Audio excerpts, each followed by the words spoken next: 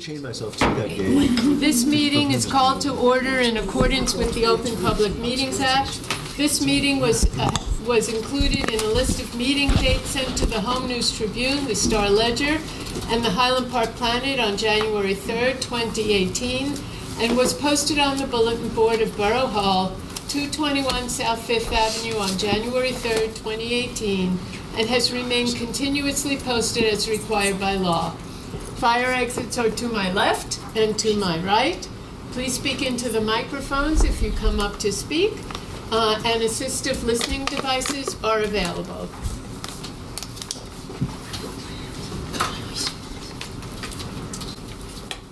Jessica, would you lead us in the Pledge of Allegiance, please?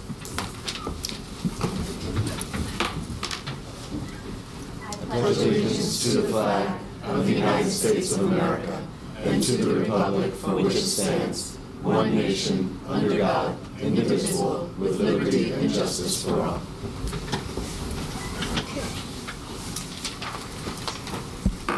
Roll call, please. Mayor Brill-Mittler. Here. Councilman Fine. Here. Councilwoman Foster Dublin. Here. Councilman George. Here. Councilman Hirsch. Here. Councilwoman Kim Chohan. Here. Councilwoman Welkowitz. Here. Borough Attorney. Here. Borough Administrator. Here. All right. Before we go into the rest of the meeting, I want to take a moment and remember a resident and active community leader who recently passed away last week. Gary Pfeffer passed away. I first met him a few years ago when he reached out to me with the desire to become more involved in helping Highland Park. He was an active member of the Pride Center, and Gary was instrumental in the development of the borough's tree dedication program. Gary was the type of person that never gave up in his fight for what was right. I will miss him, many of us will, and I'd like to take a moment of silence to remember him.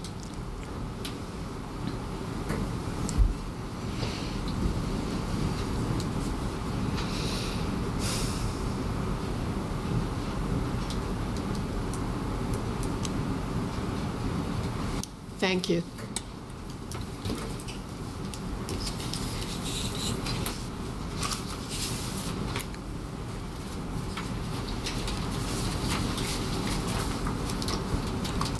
This month is Sexual Assault Awareness Month, and in recognition of that, I have a proclamation on behalf of myself and the council.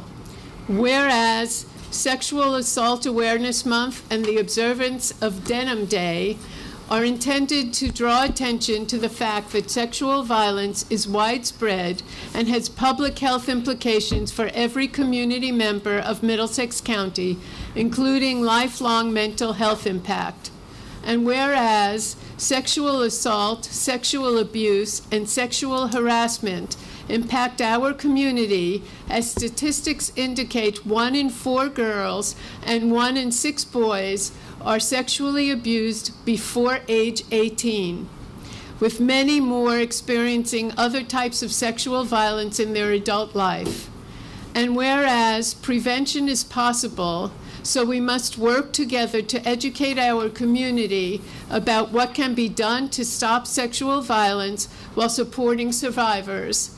And whereas staff and volunteers of anti-violence and prevention programs in Middlesex County, including the Middlesex County for Empowerment and Sexual Violence Prevention Center Coalition, encourage every person to speak out when witnessing acts of violence, however small, and to challenge the social notions that continue to perpetuate a culture of violence.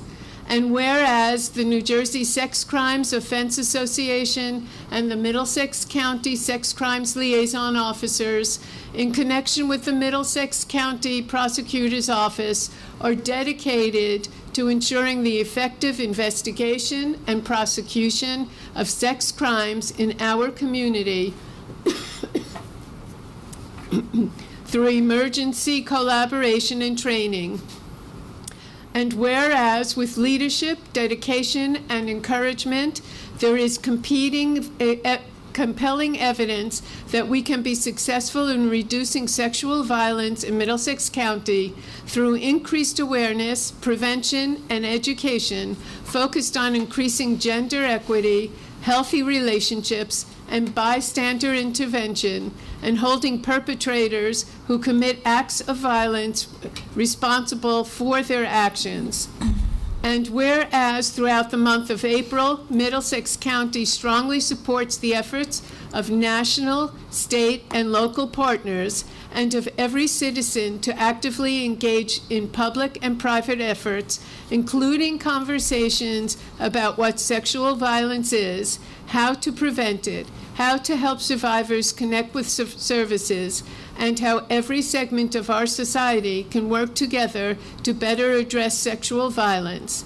Now, therefore, I, Gail Burrell-Mittler, Mayor of the Borough of Highland Park, do hereby proclaim April 2018 as Sexual Assault Awareness Month, and that we join anti-sexual violence advocates and support service programs in the belief that all community members must be part of this solution, and to end sexual violence and encourage the observation of Denim Day on Wednesday, April 25th, 2018.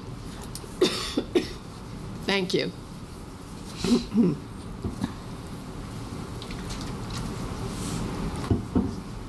Council reports. Councilwoman Foster Dublin. Thank you, Mayor. Just a few things to report on. We have Operation Take Back, which will be held on April 28th and 29th at our Senior Youth Center on South 6th Avenue. Residents can come and safely deposit unwanted medications that they have or expired prescription. The hours will be from 10 a.m. to 2 p.m. and it will be April 28th, April 29th, where you can bring unwanted medications that you have or expired medication, turn them in to someone from the police department will be there to collect them. Police incidences in Highland Park. Last month we had 6 arrests. And we had 6 rashes of burglaries, car burglaries here in town, and criminal mischief. That was in February of 2018. There was 22 incidents in a 24-hour period. Then the investigation is ongoing, and we ask anyone with additional information, if they see anything, please call the Highland Park Police Department. That's pretty much my report. They're staying on top and watching all the burglaries, and hopefully we can come to a resolution real soon. Okay, thank you. And was there a report of the resolution of the car burglaries that you can add to? The car burglaries, I believe that there were 22 car burglaries, and that it resulted from persons who, I think there was a big party, and then the smash happened, the tires were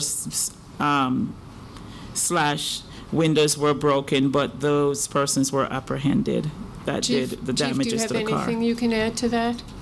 No, just as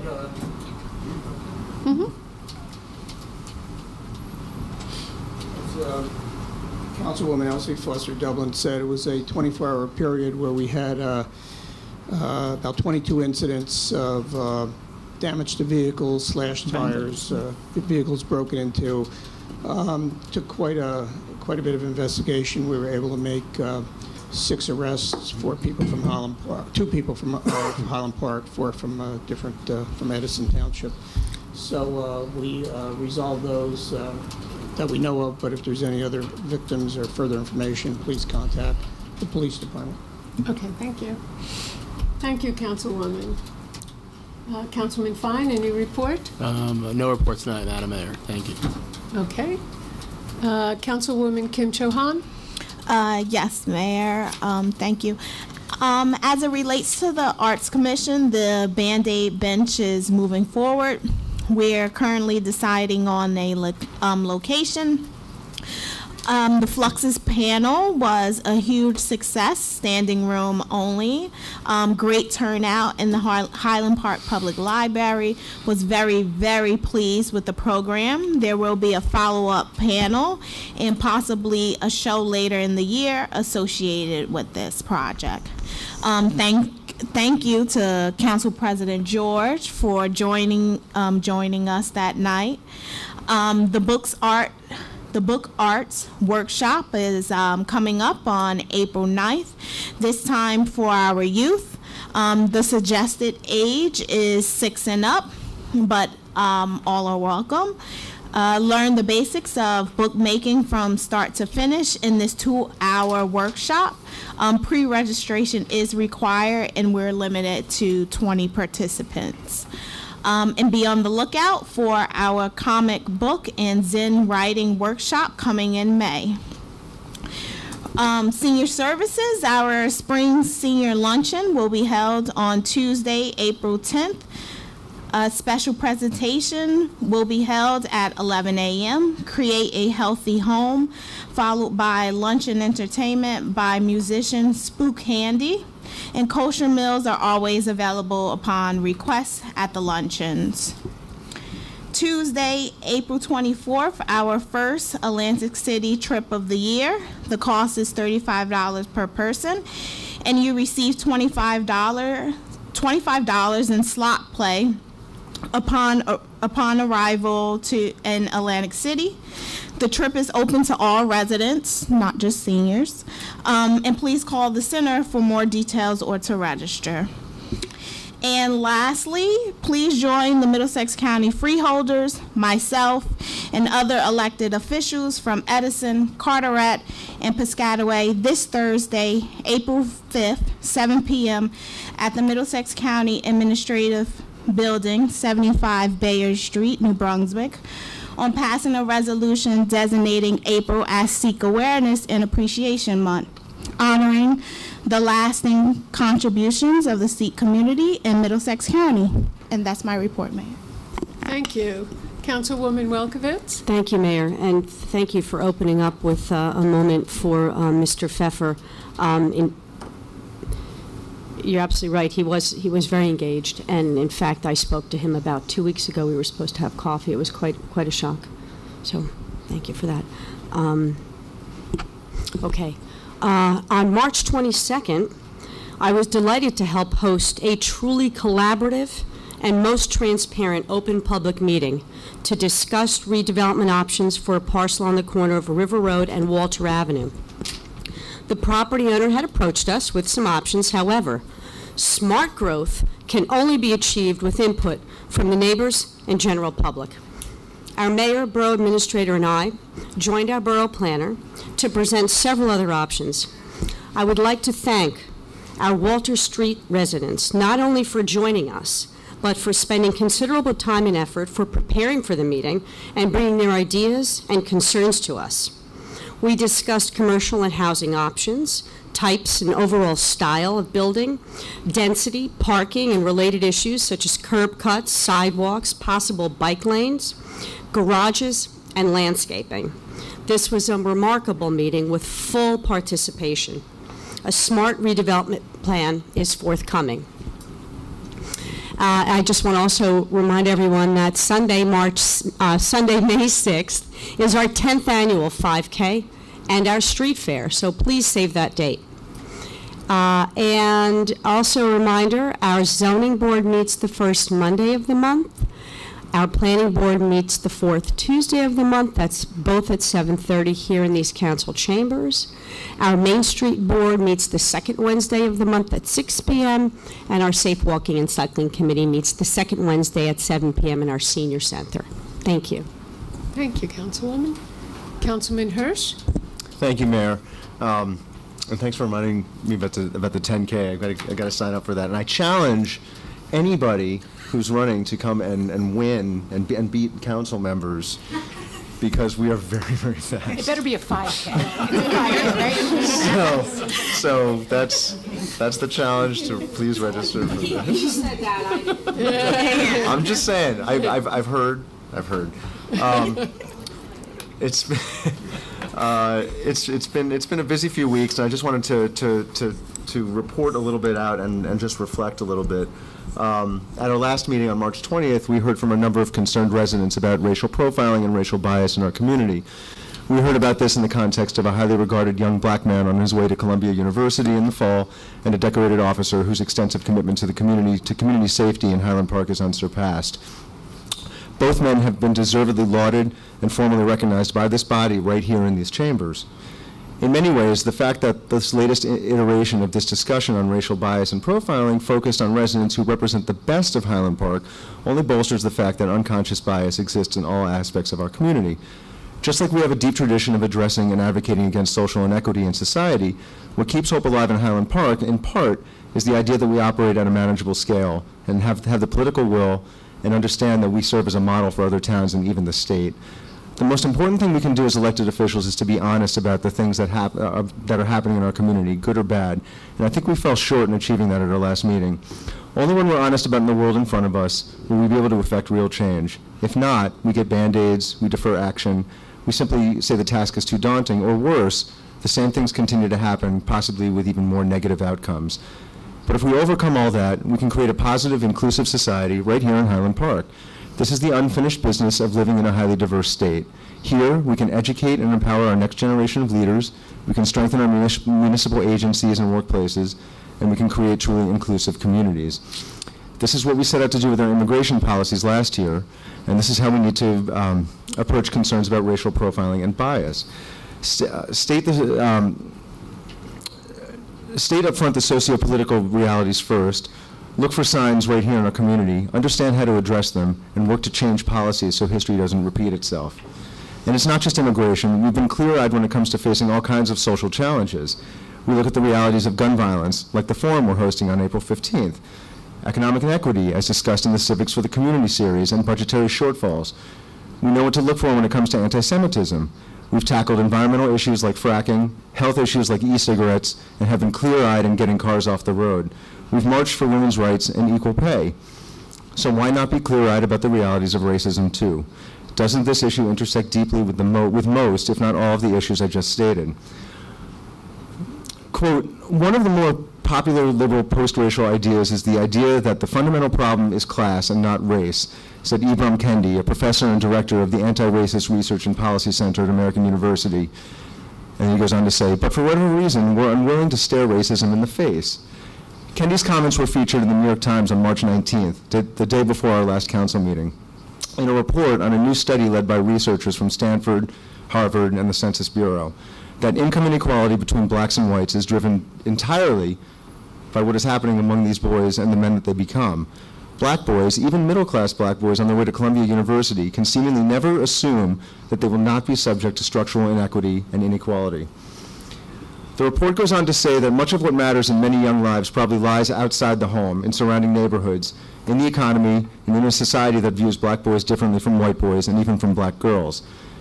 On March 26th, our Human Relations Commission met and spoke about this issue extensively, a conversation that typically spilled into the parking lot with HRC Chairman Ashton Burrell and HRC Commissioner John Wentz. We talked at length about how we embrace our cultural diversity very well in Highland Park, and while that's important, we also have to walk the walk. I know the entire HRC is ready to overhaul those abstract perceptions that limit our practical understanding of race and bias. The next day, March 27th, our Human Relations Commission held its book club meeting, this time discussing Carol Anderson's White Rage. This book, which to me is just as important as Michelle Alexander's The New Jim Crow, systematically unpacks our country's legacy of racism and racial inequity. It's a brick-by-brick look at our biased institutions, which are alarmingly resilient to any prescriptions, condemnations, or even constitutional amendments. It's proof that we are all complicit, but if we fail to acknowledge our unbalanced society, we are also relegated to being responsible for it. While I'm encouraged by the interest shown in the Mayor's Committee of Understanding, the task force announced 2 weeks ago at our last meeting, I do hope and I understand that the task force's mandate is limited, as this work must come back to the Borough's Human Relations Commission, because not only is this where the work should occur in the long term, its extensive ties to many different constituencies within our community make its work all the more effective. More, any data processing should be done independently with no abstractions in order to tell the most accurate story. I also hope this task force sets ambitious goalposts to get to the heart of the concern. Nearly 16 years ago, the Borough commissioned a study to explore how community relations could be improved in Highland Park. However, the members of the task force were clear that the critical issue at hand was to be race relations. We are doing many of the goals advanced in that report, but there are some that were left out, goals that could be critically important moving forward. Beyond the task force, I can confirm that we will have Elizabeth Williams-Riley of the American Conference on Diversity back in town to do a series of workshops, although we do not have a time frame. Ms. Williams-Riley will conduct diversity and inclusion-focused sessions where participants will be given the opportunity to explore ways to combat bias, bigotry, and hate. Consider it a training, really, as participants will begin to think about new approaches to manage challenging dynamics of diversity that can ultimately build stronger, inclusive community partnerships. We all have racial bias, and undoing that is a lifelong endeavor. 50 years after Dr. Martin Luther King Jr.'s final speech, we're still reminded that we've got some difficult days ahead, and that our journey starts right here at home. That's my report, Mayor. Thank you. Thank you. Well said, Councilman. Council President. Thank you, Mayor. Just a brief report. First, with regard to the Veterans Moment, I'm sure that everyone has heard that the director or the commissioner in charge of Veterans Affairs was let go by the president very recently.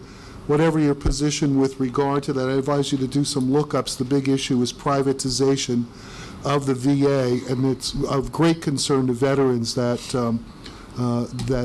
this move threatens all of their income.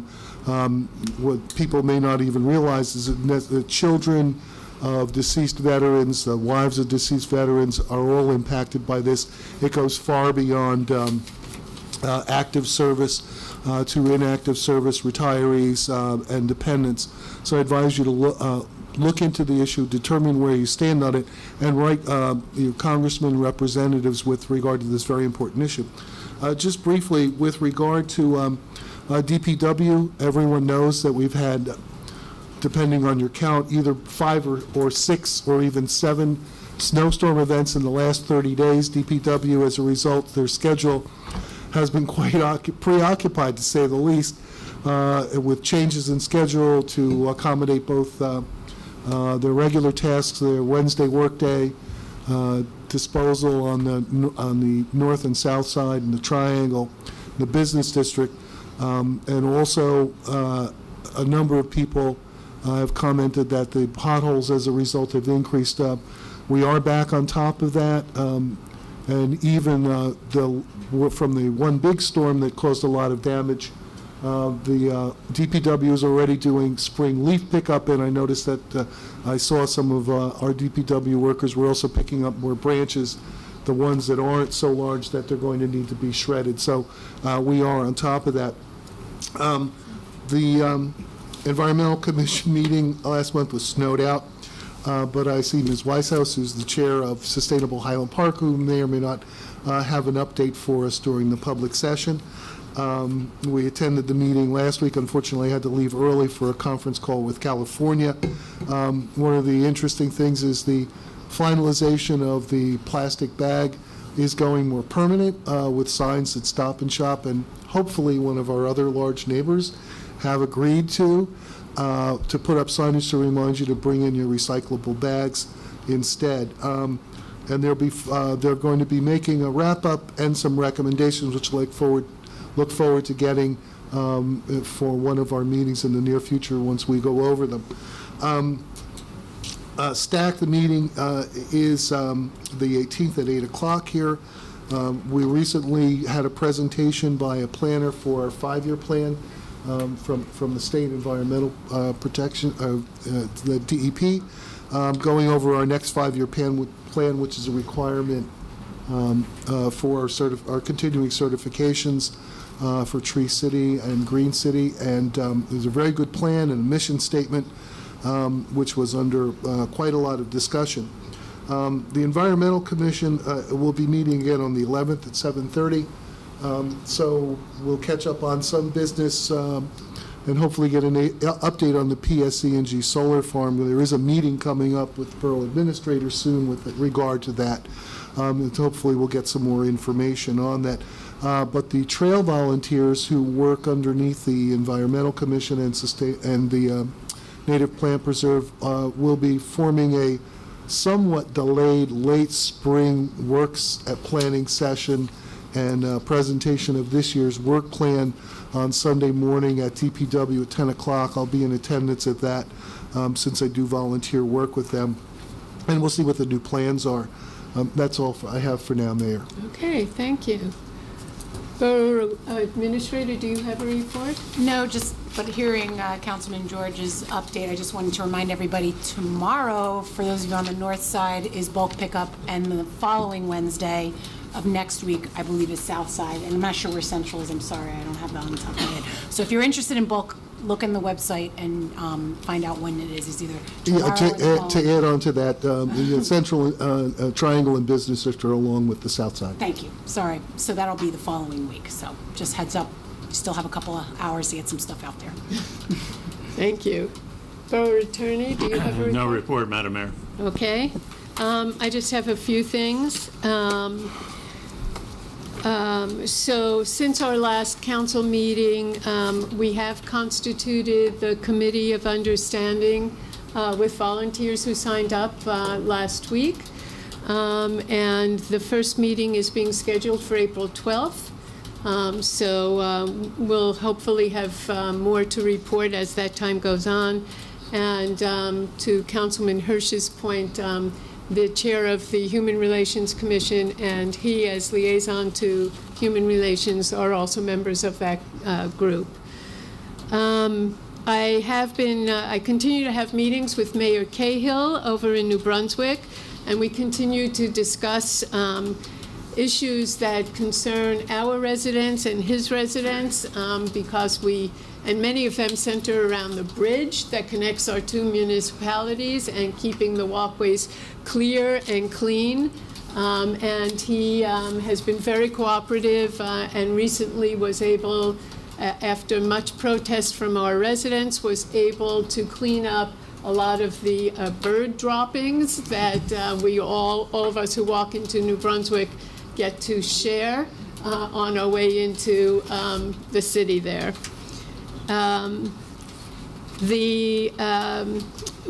Another thing I want to talk about is you may recall that we got a grant from the BPU to do a feasibility study for a microgrid here in Highland Park, which would keep all of our municipal buildings lit and energized in case of an emergency. And though anything that has to do with the state takes its time, we have been meeting and are moving ahead with some of our plans, and will be, I think, submitting to the BPU the next step of where we are. Correct, Borough Administrator? Yes, they've requested a little bit of update on where we are, but more importantly, the technical staff who are working with us on the project have hit a point where they're really ready to roll, and the expectation is hopefully by July we'll have the full study in hand, or August, I think. Great. And then Councilman Hirsch did mention the April 15th gun violence panel. Actually, Congressman Pallone's office approached us and asked if we would host this panel here in Highland Park.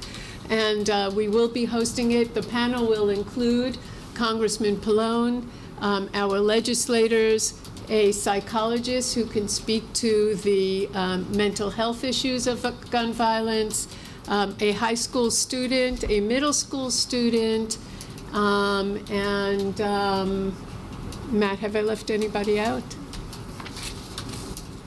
And assorted others? I can check. Okay. So that is April 15th. I believe it's in the evening. Am I correct? 7 p.m.? That's correct. It's a Sunday at 7 p.m. and it will be held at the middle school cafeteria. Correct. The Highland Park Middle School cafeteria, Sunday, April 15th. Oh, I'm sorry. We have a psychologist. Yeah. Dr. Jeff Axelbank, and I'm sorry. Is it okay to may I? Go right ahead. And you mentioned the superintendent, Bruce Morgan from the New Brunswick NAACP, Congressman Pallone, our 18th district legislators. Karen, Oh, Karen Cantor, who is the chair of Middlesex County's Million Mom March Brady Bill. The Brady chapter. Yeah. Correct. And I think that's it. Yeah, so it should be an interesting panel. They'll each speak for a few minutes and then answer questions from the audience. So we hope you can all join us. And that's my report. Is there any public discussion? Please step up to the microphone and state your name and address.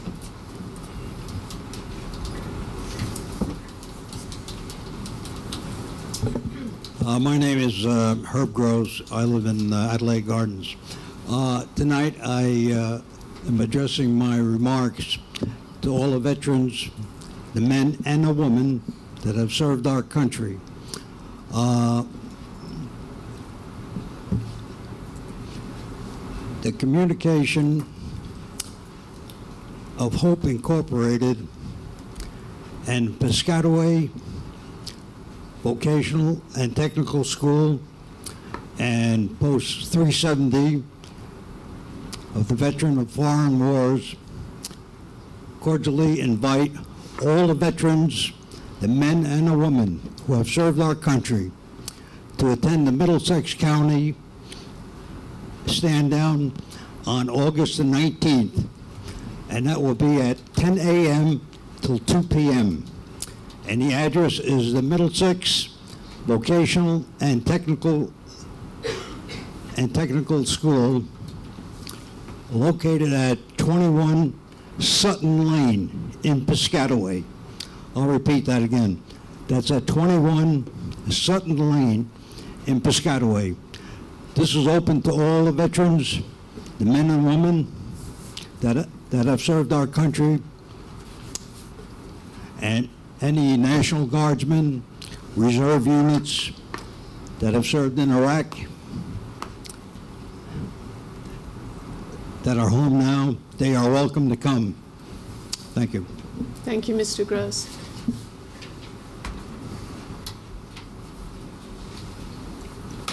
Monique Coleman, 407 Lincoln Avenue, Mayor and Council.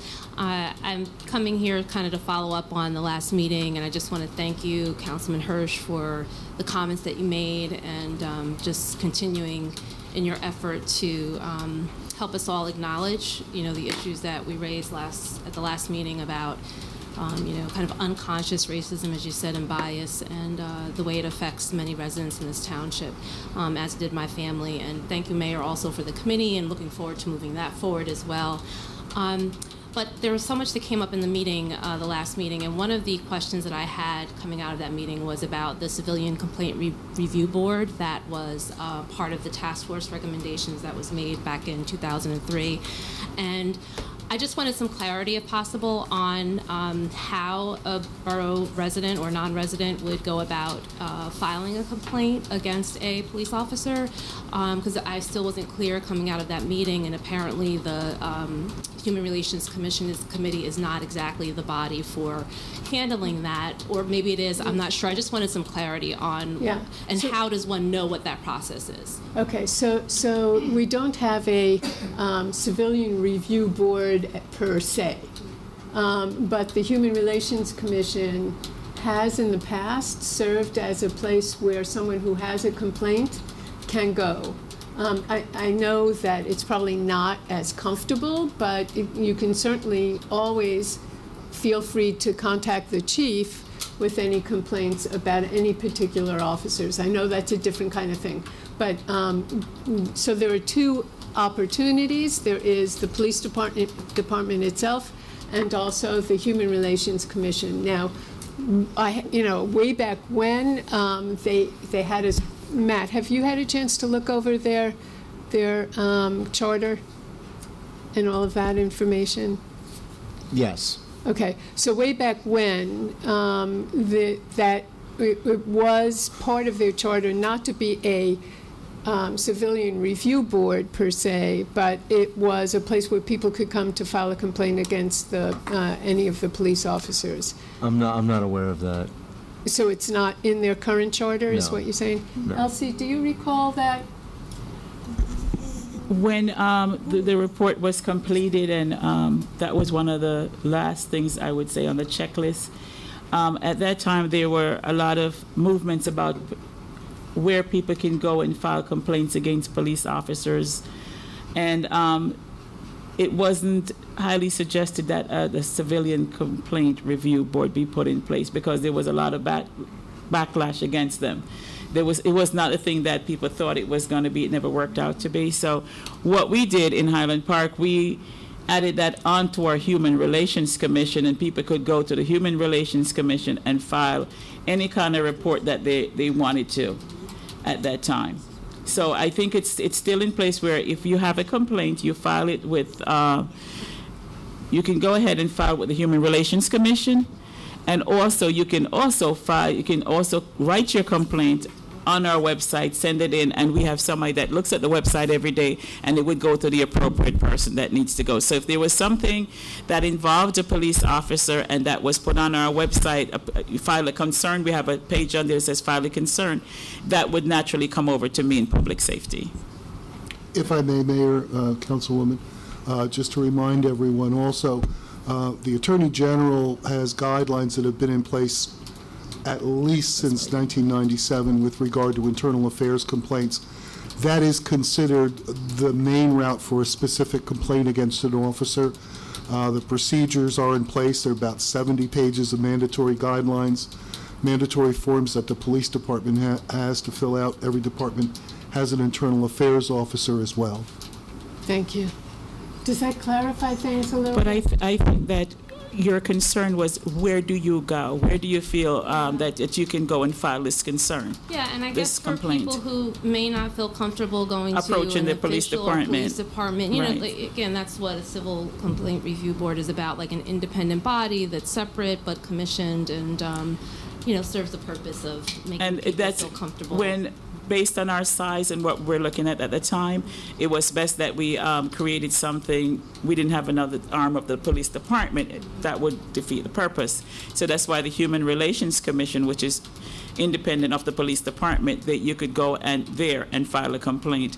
We had in the past residents that you would call them and they would go with you to file if you didn't feel comfortable on your own and go file that concern. So we did have that. And maybe that's something that the Human Relations Commissions can look at. Yeah.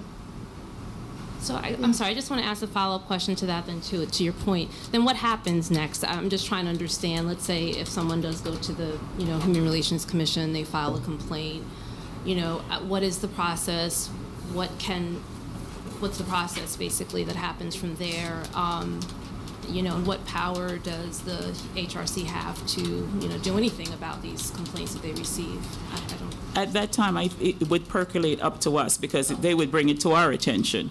Councilmember Hirsch is also a member of the Public Safety Committee, which I chair. Also, Councilmember Brown.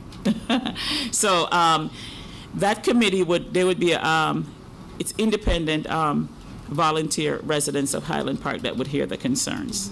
And then the report would be written up that would be sent to us. And then we have an opportunity to take it to the next level, to do the necessary investigation, send it to the chief. If we felt that it wasn't being dealt with through the chief and investigation, then it would probably go to the prosecutor's office. Am I correct, Chief? If we felt that there was some bias from the department, it could go to the prosecutor's office. Chief? This is one of the things that we did in the forum that we had, was we explained to the public how you would be able to file a complaint. The problem is not everyone's comfortable going to the police because some people, many people feel the police can't police the police properly, and that's a big issue. However, what's in place in New Jersey is the Attorney General's guideline, as Councilman Phil George mentioned. You can look at it online. It is extensive. It's probably 75 to 100 pages. Whenever we receive a complaint, most of them are demeanor complaints. We have to investigate them to their logical conclusion. We have an internal affairs officer. We have people that are trained in internal affairs, how to conduct an investigation. And there's 4 dispositions that may be found. It's a little better now, in my opinion, than when I started, because we have cameras and audio tapes and body cams and car cams, and we're able to see a lot more of what happened instead of he said, she said, because that's difficult to prove. But one option is contacting the police department, and we will investigate every complaint. I think quarterly, we supply those statistics to the county. They're published, they're public. You can see how many internal affairs complaints there were, how many were unfounded, founded, et cetera. It's all, again, you could look at all of that on the website. The problem is some people aren't comfortable going to the local police department where the issue may be. So I think that what they did was say, if you're not comfortable, go to Human Relations Commission, and maybe they can kind of represent you, steer you probably to us, because we're going to have to look into the facts, into the tapes and whatnot, which are all operable. There's nothing, as you know, I show everything I have. It is what it is. There's nothing to hide. If an officer does something wrong, they're going to have to face up to it, and if not, then there'll be no issue. If you're not comfortable with that, I think another option is to go to the county prosecutor's office and register your complaint there, Attorney General's office, right on up to the Department of Justice. Now, of course, I guess there's more layers of bureaucracy as you go up, probably, but those are options. We are bound by the Attorney General's guidelines, and that's pretty much how it works. So. Thank you. Can I just yes. Go ahead. For the HRC, then, is there a way then to make this a little bit more known to the public? Having heard from Councilman Hirsch that he couldn't find this in their charter, I was going to ask that you meet with the commissioners, specifically the chair, and start drawing up some addendums to it. And I'd ask you to reach out to Councilwoman Foster Dublin, who has some history with this, so that we can make sure there's something documented there. I know that charter has gone through some changes over the last few years. So let's make sure that things that were originally in there for a good reason are back in there, and make sure that we run it through legal as well. Yeah, the emphasis is really on cross-cultural understanding. It does leave open a window for it kind of leaves open some catch-all language, but there's nothing in there specifically about it being the place to bring a complaint. And I don't think people know that, too. Yeah. And I think to your question, how can we publicize this, I'm more comfortable making sure it's written down someplace first. So let's get their charter amended and include it, and then we'll get the word out to whomever, however we can do it, via our e-news, the newspaper, and Nixle messaging, Facebook, and of course any help the community can give us would be appreciated. Thank you.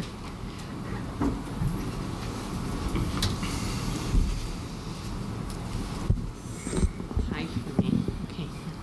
Tina Weisshaus, 143 North 5th Avenue.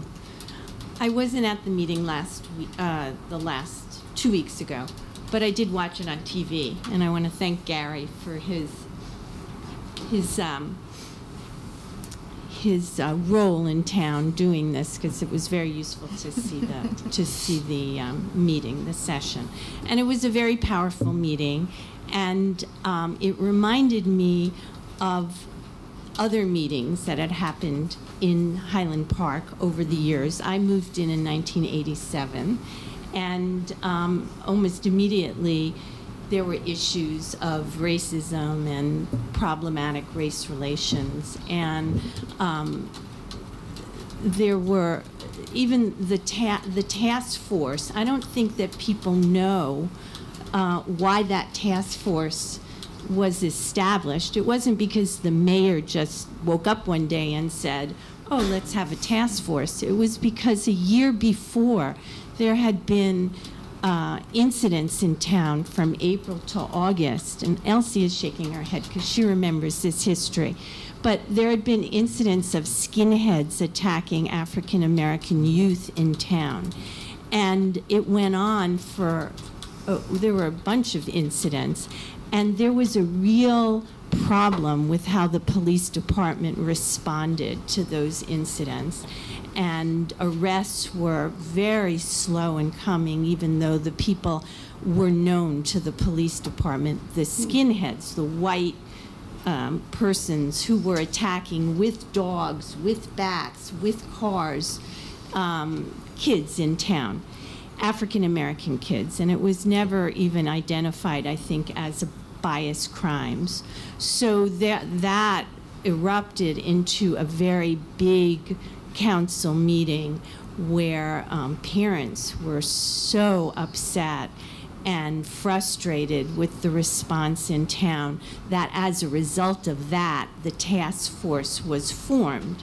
Now, that was a culmination of lots of other problems in town, from, police stops of, disproportionate stops and ticketing and following African-American kids home from football games and parking a police car in the 6th District, and just on and on. And I was involved for many years with the Highland Park Committee on Race Relations, the Highland Park Committee on Diversity and Race Relations, and ultimately Bridge Builders, and we were taking up these issues. So the task force, it took a year for that task force report to come out, and then there was a resolution endorsing it, and very little happened after that. A year is a very, very long lag, and people get disengaged and they get frustrated and demoralized. And so I was very happy to hear your report, Matt. I thought it was a good report. And what I'm here to say is to urge the council to make this a priority, make this issue of this incident, which raises it up again and says, we need to do something. Now, there was some action, the Committee on Understanding, the Human Relations Committee, but what I didn't hear anybody talk about was police training and on implicit bias, which under the Obama administration was a best practice in police training. And I think that as much as you can get people to talk to each other, that's a very good thing. Nobody's, would ever speak out against communication, better communication. But I think that when we're talking about how to file a complaint, I think the lack of clarity and the lack of kind of policy on that is a problem. And so it sounds like it's going to be addressed. But there are other policies and procedures and training that I think this is what we want to see the council do. Not do, that task force was a good effort, but when a year later, there's a resolution and it's shelved. I don't think there was one action in that task force that was acted on. There were no further community meetings.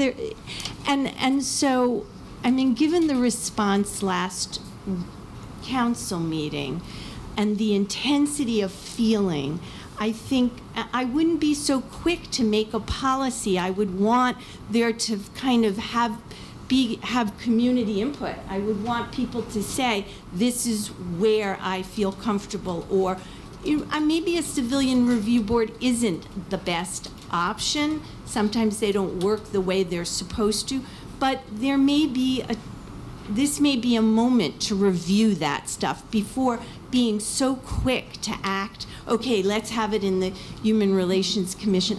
I don't know, it's not in the charter. When it was the Human Rights Commission, before it was changed, the name was changed, and maybe the mission was changed.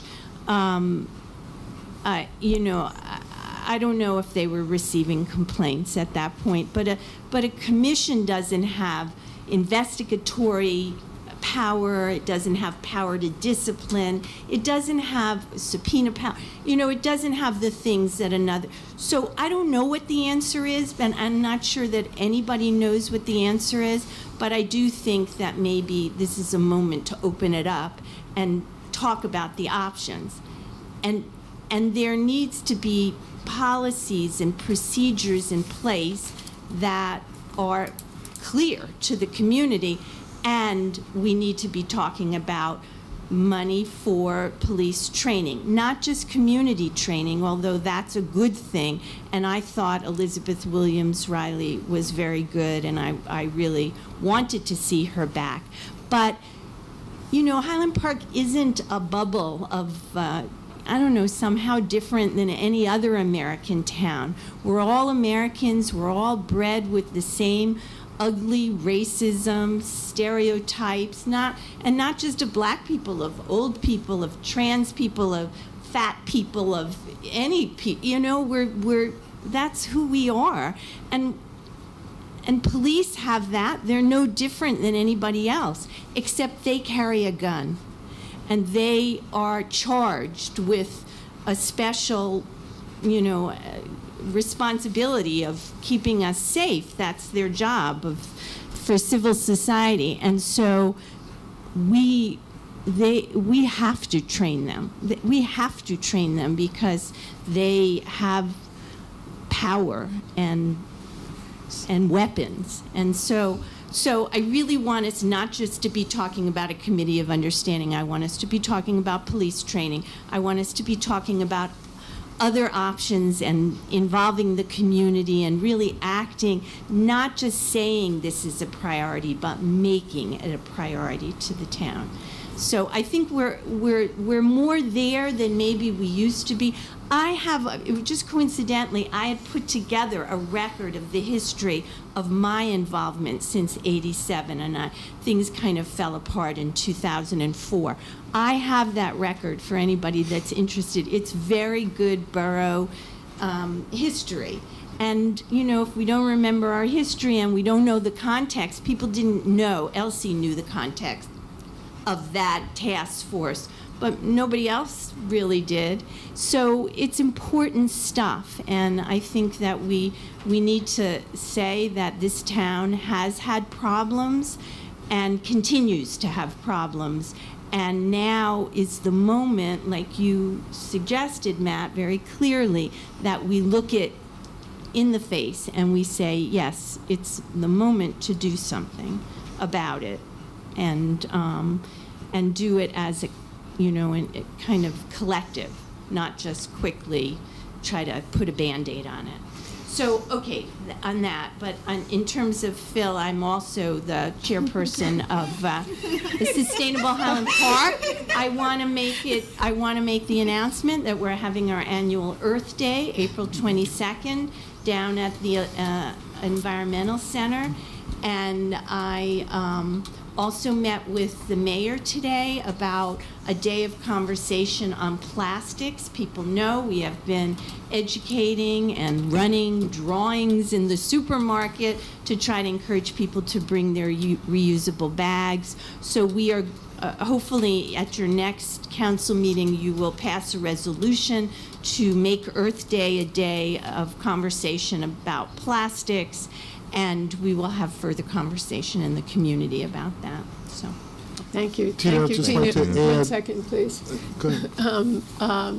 I want to thank you for your historic perspective. You were here just a few more years than I've been here, and I want to thank you for offering also your notes, which would be of interest, I think, to most people on the council, and perhaps you can share them with Councilwoman Foster Dublin. And Councilwoman, did you have anything you wanted to add to that part of the comments? Yes.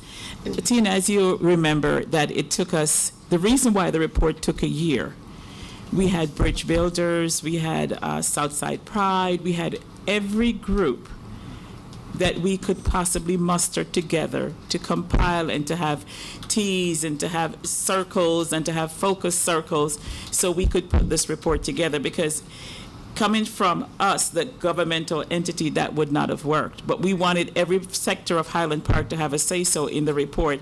Then after we compiled all that information, it was given to the gentleman whose name is Robin Parker, and he took that and did his own study on that and then came back. And it took a whole year for us to figure out where do we go. It was a punch list, about 32 things on the punch list.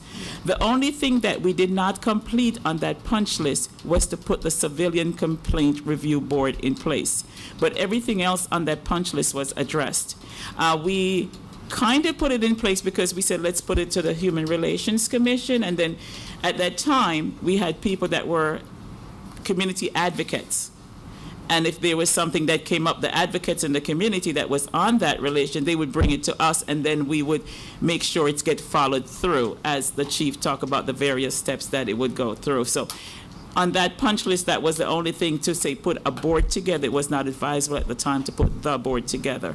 But we did work hard in accomplishing a lot of goals. I believe that I've been saying this on council for the past 2 years to my colleague, that we did that report 17 years ago, and it's time for us to do another one to see what our new issues are, although they're not new. It's right.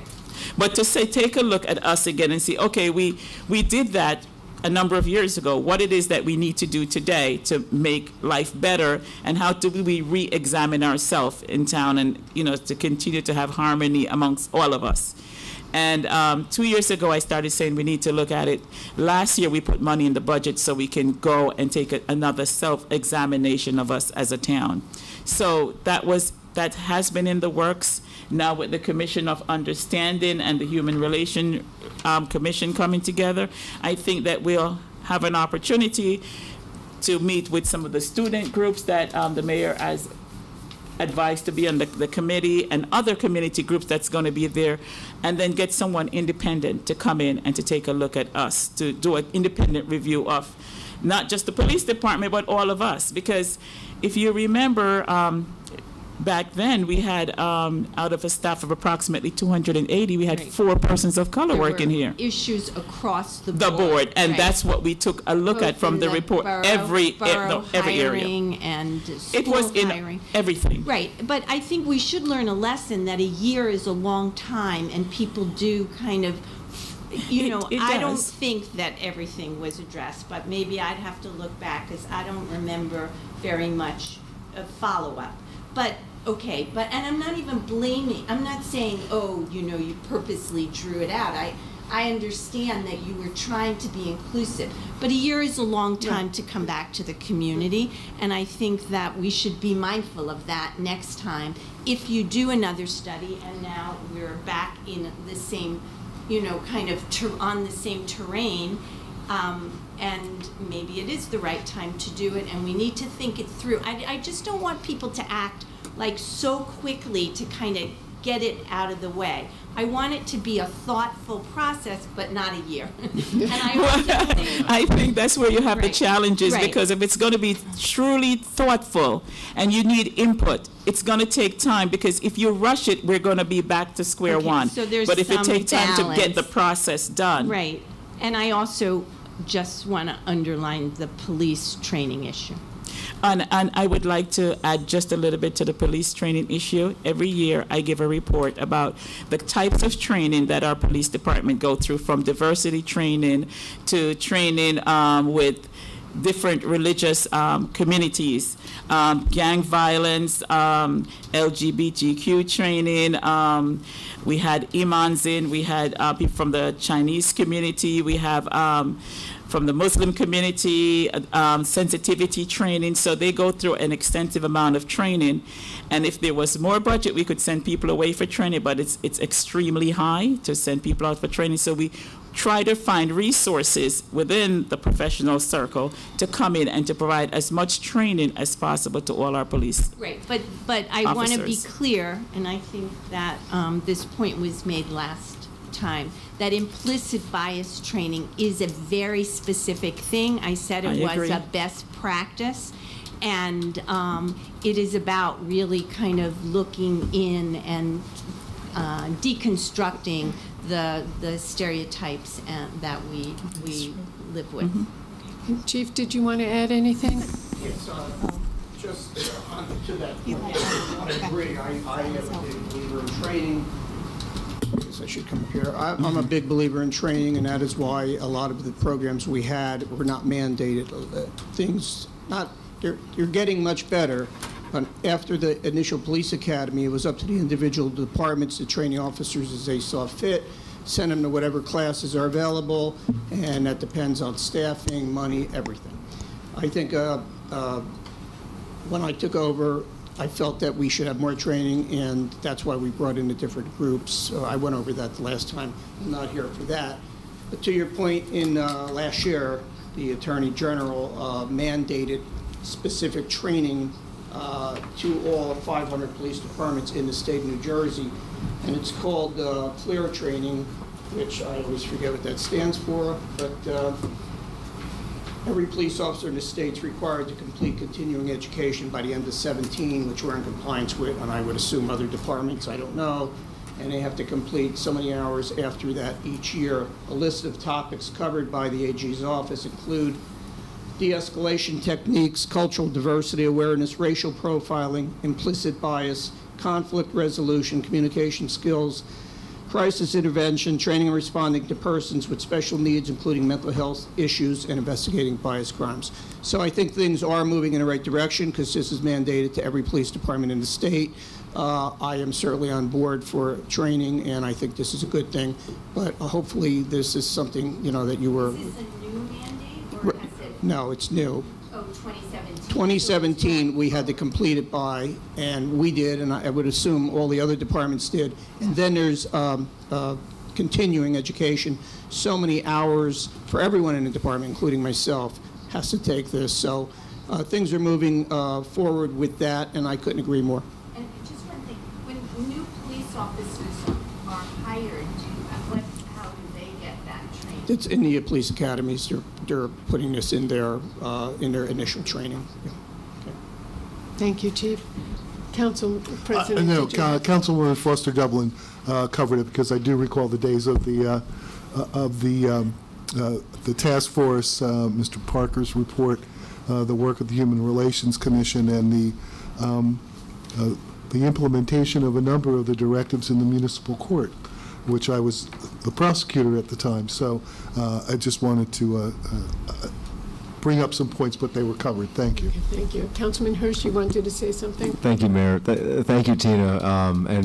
It's so nice to also hear somebody who so respects process too, because that's really important, because that's how we create policies that have the greatest impact. So I agree with you that if we are to talk about a CCRB, which theoretically I support, but I don't have the answers for how that works, how it's implemented, who does what, how we advertise it, or anything. So I think that that's an important thing to come out of either the task force or even something that can be charged to human relations once, I hope, the short task force window comes to a close and gets back to the commissions. But as you can imagine, what I wrote was originally much longer. And what I described with Elizabeth from the American Conference on Diversity, that was actually that was not a response. That was happening already. We had wanted her to come back because of the effect of her presentation. So that's just something that's within the purview of Human Relations Commission.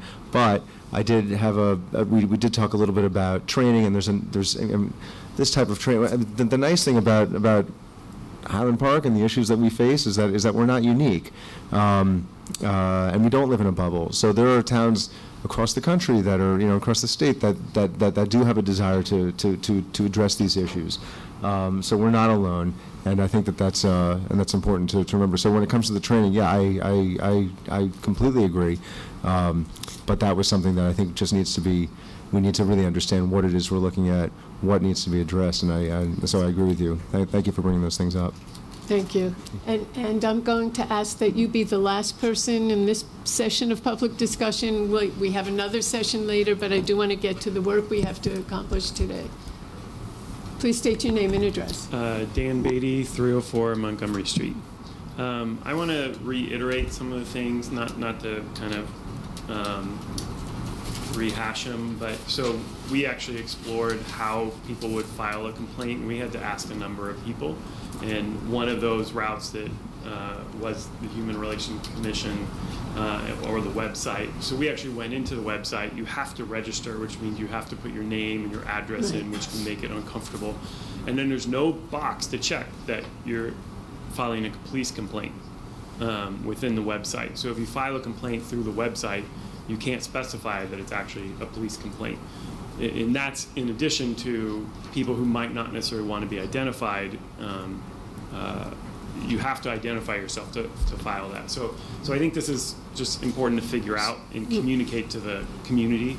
And so I just want to kind of I want to just stop you and ask the borough administrator to look at the online on the pad. Yes, okay. That's a very good point. But I think that the bigger thing is what everyone's been talking about, which is establishing a process, making that policy, and then having it regularly communicated to the not just one time, because then 2 years later we won't really know. And so I think that's important. I'm also a little concerned about how did it disappear from the Human Relations Commission's charter. You know that.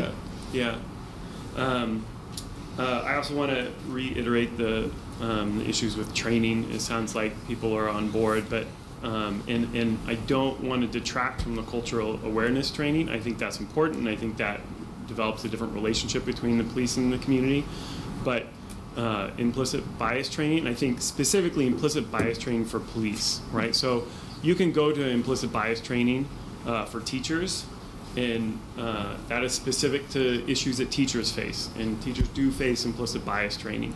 And I think what police have to do in making snap decisions about people's life are a different kind of thing, and there are organizations out there that handle police training. So rather than sending police officers out, there are programs where you can bring them in. And so I think really stressing that, I think that seems to be the issue, and it would be rather than sending one or two out, bringing them in is a possibility. Right, and I see Councilwoman Foster Dublin making a note as you're speaking. We do that now. We bring them in. Right. And then the other issues I wanted to raise were how, because I think one of the things about the last meeting that I just wanted to really clarify is the data that we had was police data. And we didn't do anything fancy with it, but that shows patterns of bias across 2 years. And so the question I have is how often this data is analyzed, how it's looked at, if issues of bias have ever been found, and if they were found, how are they dealt with? Some of this data is 2 years old now, so originally we looked at a month of data, and we could see the same patterns within that month that we found in 2 years. And so I think that the issues for me are how this is becoming a process. So I think doing another report, I think it's obviously time, and I think that's important. But then the broader issue to me is how is this going to be systematic, and how are we monitoring ourselves to see how bias is playing out? And so a report can tell you at one point in time where you are, but I think the broader issue is, and my worry is, that this data may not have been looked at, or may not have been looked at systematically, or maybe is looked at in one way but not another way to show some of these issues. And so I'm wondering, so the issue is transparency and how this is being looked at, when it's being looked at, how, when issues are kind of shown, how they're dealt with. And I think those are a lot of questions I still have about. And I'm going to again look at Councilwoman Foster Dublin, because she is the Public Safety Chair. So, in regards to the report that I sent you and you received from the police department that I think Chief Risco had sent to you, so you received, both you and Jennifer had received this report from us. That was data that the police department voluntarily collected. And we have someone that's coming in when, Mayor? I forget the date. We're having someone to come in and do like a forensic audit of the reports and then tell us what's really going on. So we're having a professional come in to take a look at this.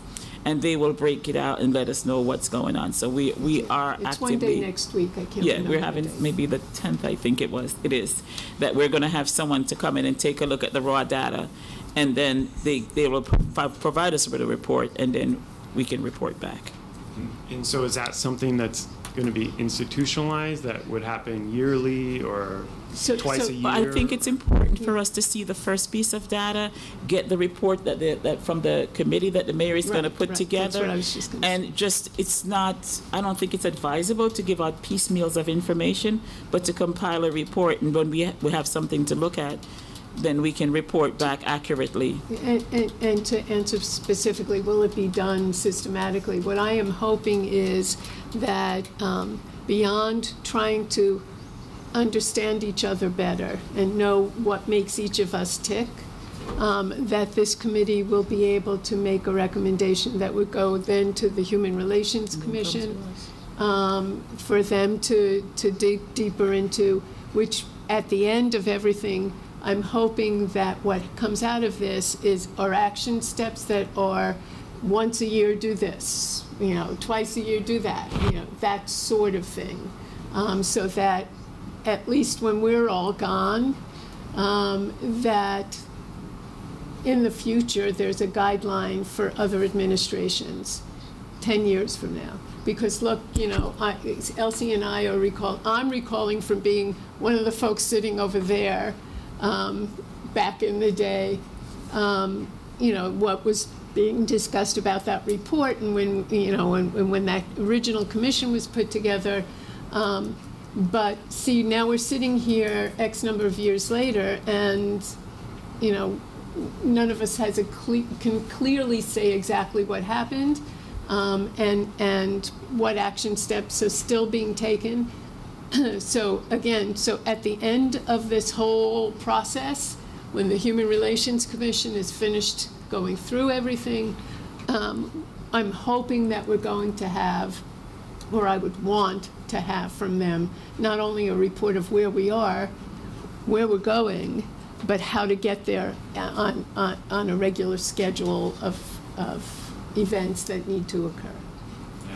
And I think that's great. And I'm not saying it to discourage the report. I think the report in 2002 is really strong.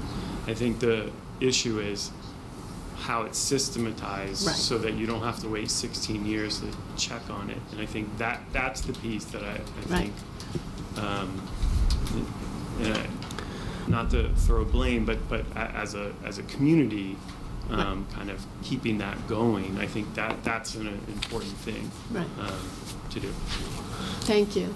May I just one of the things? Thank you, Dan. One of the things that I wanted to just agree with you with. One of the many things I agree with you with there is how to make sure that these tasks are actually happening. So I'll point back to the Commission on Immigrant and Refugee Affairs. I think we discussed this. Is that commission was put into place specifically to uphold and enforce and devise policies around our inclusive community resolution. Ultimately, I mean, I think that's really what needs to. I would like that to happen with the Human Relations Commission, which does a lot of important work when it comes to cross-cultural understanding, which is part of the regular annual cycle. But I think a powerful, document could provide a lot of direction and purpose to the to the Human Relations Commission, which, as of last Wednesday and Thursday, is ready to take this on. I think that they're pretty charged up, and so am I. So, thank you. Thanks, Matt. Okay, now we're going to get to regular business. Okay, Clerk, could you please report on advertising the ordinance to amend the water sewer ordinance for consideration of passage on final reading by title? An ordinance to amend and supplement the revised general ordinances of the Borough of Highland Park, Chapter 328, Sewer and Water, was duly advertised for consideration of passage on final reading by title, and affidavits of publication are on file. The ordinance was posted and made available for public inspection as required by law. Now, may I have a motion to take up the ordinance on final reading by title? So moved. I'll second. Any public hearing? Yes, it's the public hearing portion. Yes. About the water sewer? Okay. Diane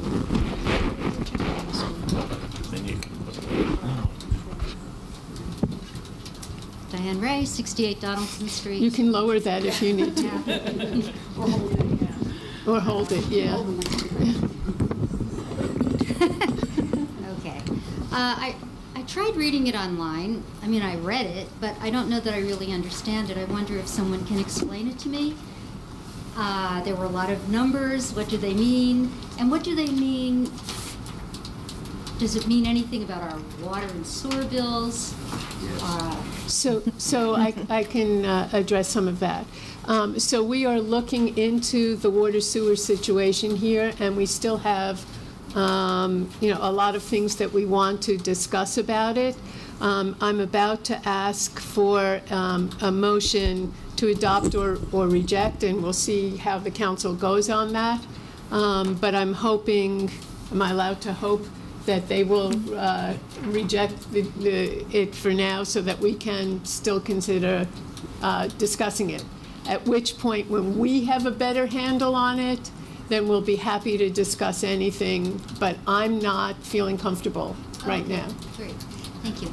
And Tina, yeah, I remember, and I can't not say Vicki White tonight, so we miss her so much. Yeah.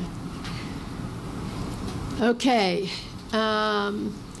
May I have a motion to adopt or reject the resolution and advertise the ordinance on final title? Motion to reject. Second. Roll call. Councilman Fine? Yes. Councilwoman Foster Dublin? Yes. Councilman George? Yes. Councilman Hirsch? Yes. Councilwoman Kim Chohan? Yes. Councilwoman Welkowitz? Yes. Thank you. Clerk, can you report on introduction of an ordinance to amend the Historical Commission ordinance for consideration of passage on first reading by title? An ordinance of the Borough of Highland Park, Middlesex County, amending the Historical Commission Ordinance, Article 4 of Chapter 9 of the Code of the Borough of Highland Park, has been introduced in writing by the Recreation and Arts Committee for consideration of passage on first reading by title. May I have a motion to adopt or reject and advertise the ordinance on first reading by title? Oh. So moved. So moved, sorry. Second. It's rarely I get But you did that very well. Roll call, please. Councilman Fine? Yes. Councilwoman Foster Dublin? Yes. Councilman George? Yes. Councilman Hirsch? Yes. Councilwoman Kim Chohan? Yes, and I just like to comment on my. Tina, before you leave, I know you said you had some, I guess like collectible items. So the Historic Commission, they have some kind of like signs from different kind of like protests that we did throughout the town. So I don't know what kind of items we meet. Yes, I will. After Martin Luther King event, I thought, I'm getting older and, should I come here? Yes, thank you. And, I want this, people don't know this. The current generation doesn't know the issues, the struggles. So a lot of the flyers and things were on our computer because my husband laid them out. And so I put together a record from when I moved in, but from 1992, which was the first community dialogue on race relations, which we sponsored after the Rodney King event. So there are, and that led to the Committee on Race Relations. I have minutes from those meetings, just interesting stuff. And you can see the issues that were raised over time. So I think it has a real value to the town. The Historical Society can, so I'll put it in a form that can be, put in a library somewhere, and people could have access to it. Just like the videos and the different things that are being put on websites now that, when they unearthed that tile in Irving School and then made a movie about it, that was amazing history. Right. And the town was so responsive and so involved. But then I realized that people don't know because they weren't involved. you know, Diane Ray, maybe remember, you know, some people, Phil, you were around, but, you know, the average person. So, yeah, I will be in touch with you and make sure that it gets passed along. Yes, thank you. Thank you. Great, I'm very happy about that. Okay, great. Good night. Continue the roll call. Did you vote? Oh, yes. Councilwoman Welkowitz. I might also recommend that the borough get a copy of that, of her documentation, not just keep it in the historical commission. Oh. Okay. Well, they're going to be having their stuff stored here. Are they? Yeah, Okay. so that'll be that, nice. Then I'm delighted. Okay, great. And yes. Okay. Okay. Well done? Yep. Well done. Okay. May I have a motion to adopt or reject the resolution? No? No. It's first reading. Oh, okay. Sorry. Clerk, could you report on introduction of an ordinance to amend the administration of government ordinance for consideration of passage on final reading by title? An ordinance to amend and supplement the revised general ordinances of the Borough of Highland Park, Chapter 3, Administration of Government, has been introduced in writing by the council as a whole for consideration of passage on first reading by title. Okay. Motion to adopt or reject and advertise the ordinance on first reading by title. So moved. Second. Roll call, please. Councilman Fine? Yes. Councilwoman Foster Dublin? Yes. Councilman George? Yes. Councilman Hirsch? Yes. Councilwoman Kim Chohan? Yes. Councilwoman Welkowitz? Yes. Okay.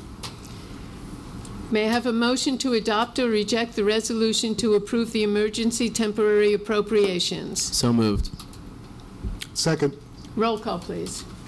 Councilman Fine? Yes. Councilwoman Foster Dublin? Yes. Councilman George? Yes. Councilman Hirsch? Yes. Councilwoman Kim Chohan? Yes. Councilwoman Welkowitz? Yes. May I have a motion to adopt items on the consent agenda number 14 through number 19? So moved. Second. Roll call? Councilman Fine? Yes. Councilwoman Foster Dublin? Yes. Councilman George? Yes. Councilman Hirsch? Yes. Councilwoman Kim Chohan? Yes, I think, is it through 20? Through 19. 19. 20. Oh, well, I asked for through 19. I thought this got a separate motion. Nope, it's all one. Okay. Then I need to amend. Your motion. Okay. I'm going to amend the last motion. Well, you can't, they do. Mayor, I'd move to amend the motion on the consent agenda to include items 14 through 20. Second. Okay. Roll call, please. Councilman Fine? Yes. Councilwoman Foster Dublin? Yes. Councilman George? Yes. Councilman Hirsch? Yes. Councilwoman Kim Chohan? Yes. Councilwoman Welkowitz? Yes. Okay. I am going to appoint the following to serve as professionals for 2018. Borough Prosecutor Robert Janzakovich and Public Defender Roselli and Roselli.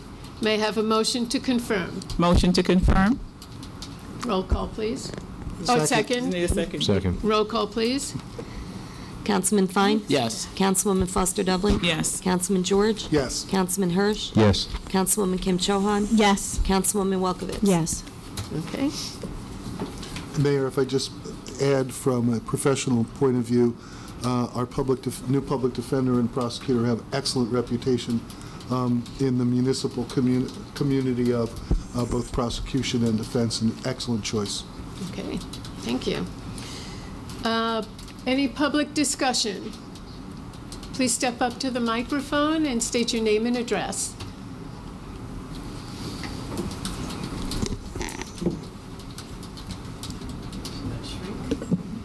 Hello, Well, you Lois can pull Libbing, it up if you like. North 2nd Avenue. I only came to ask questions about the status of Buck Woods Ravine, but I'm going to go backwards. When Sandra Tepper-Scaro was head of the then existing Historical Commission, which was demoted to committee, There was an archive with oral histories and slides from Mrs. Kuhn of the funeral home, who had been the historical person, I can think, back in the 60s or 70s. I hope they're still floating around here, because there was oral history of Mr. Phil Crockett at the castle, the original Johnson husband of Ruth Johnson. And that seemed to have disappeared, the oral history, back in the late 90s. So I don't know what happened to all those archives.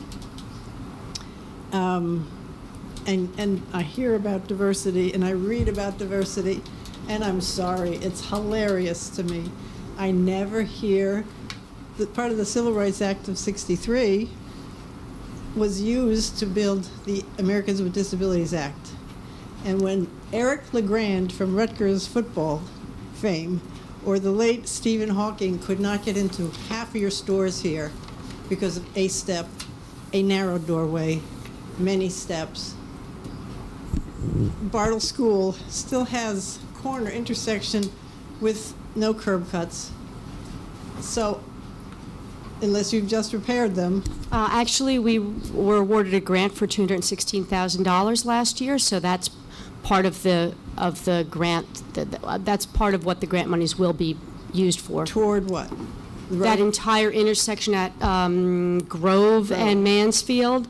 So it's the curb cuts on either side of the street, and also on the side of where the school is, to make curb cuts there as well. South 3rd at Harper, where Harper zigzags? I don't know. Well, where's the main... I just don't have a list of all of them in front of me, ma'am. Where's the Main Street office?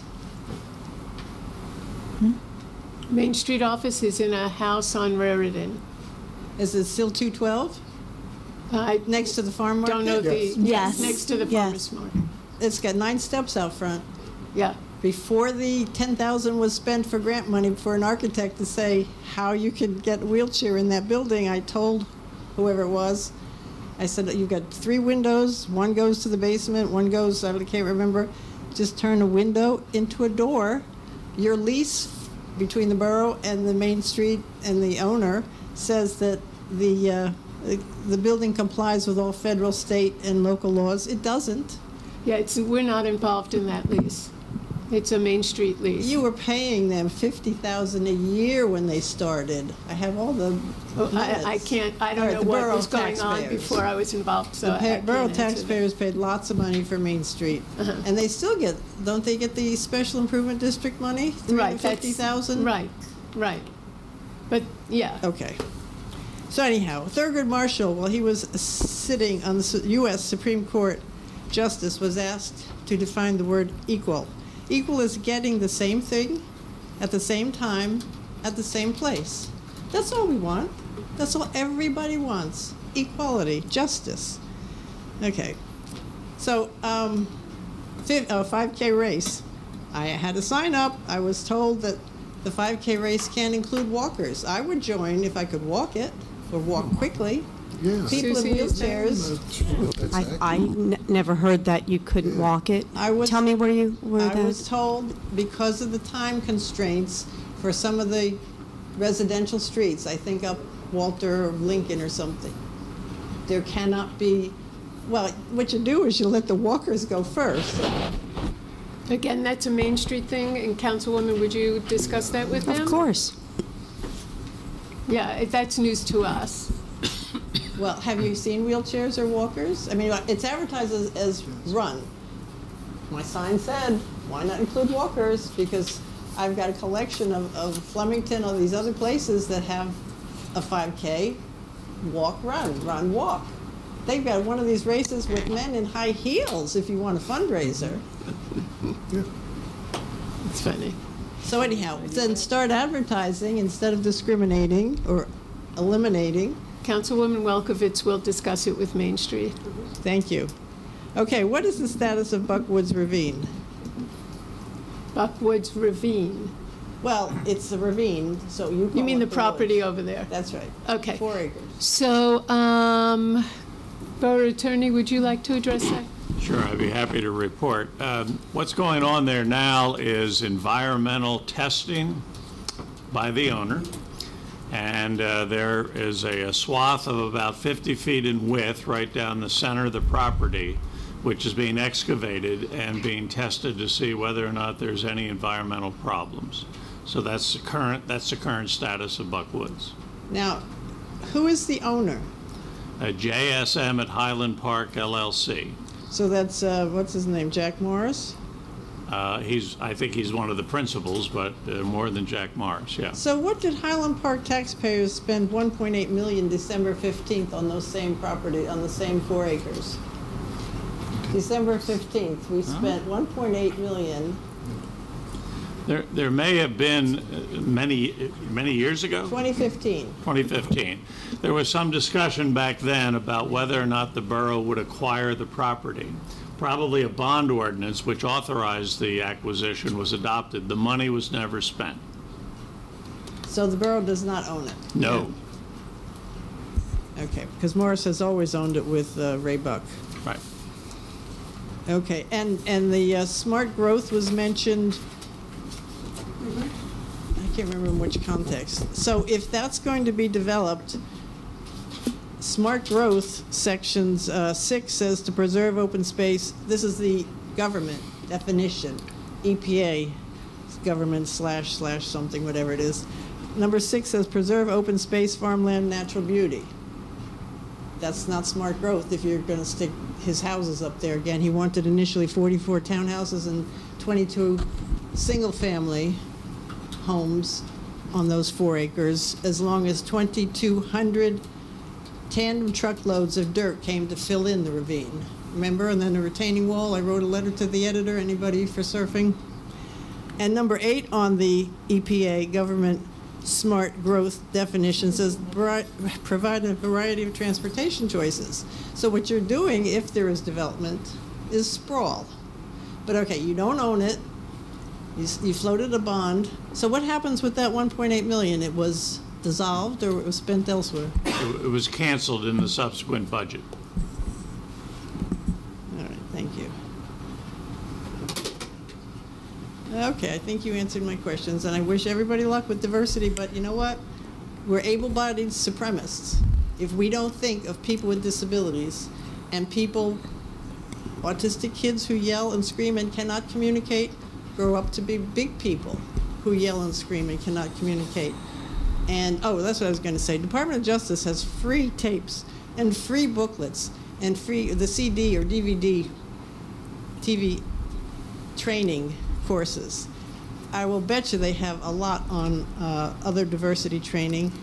And if I got a good group together to learn about the Americans with Disabilities Act, Title III about the steps, Title II about the government entities, it's free. They will come out and discuss if you've got a crowd. So you have opportunities for free training also. Thank you. Thank you. Mayor, may I, Yeah. for the Historic Society, that collection is currently housed at our Main Street 212 Raritan. They will be moving the collection here to Borough Hall. We're hoping to rotate the kiosk that's out in the hallway, maybe quarterly or so, and that was before my time. I think you said in the 90s. The historic commission that's under the borough right now was the Historic Society. They've had problems, different presidents and board members changed over time, and they're trying to rebuild themselves. They had problems with even a meeting place. So us as the borough decided to bring them under our umbrella and actually support it and keep the commission alive. And we welcome you to, seems like you've been in town for some time now. Yeah, and we welcome you to come and meet with us 1 p.m. third Sundays here at Borough Hall. Okay. Seeing no further public discussion, may I have a motion to adjourn to conference? So moved. Second. This meeting is adjourned. Thank you.